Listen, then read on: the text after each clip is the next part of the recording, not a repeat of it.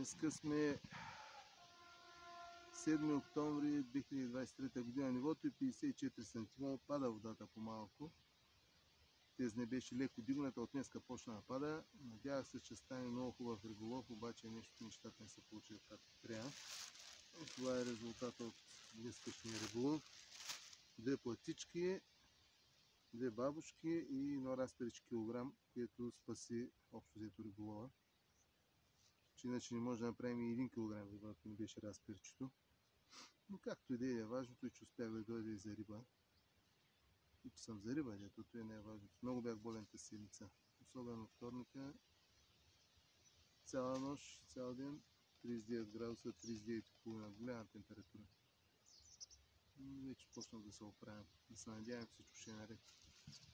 Да видим, утре може да пробваме на другото място, ако всичко е наред. Иначе вятъра днеска е силен, към 8-9 метра. Утре го дават пак там някъде 9-10 метра да е вятъра. Ще отида на другото място на завет, да видим там как ще бъде. И ще иде, но има ли, нека да няма.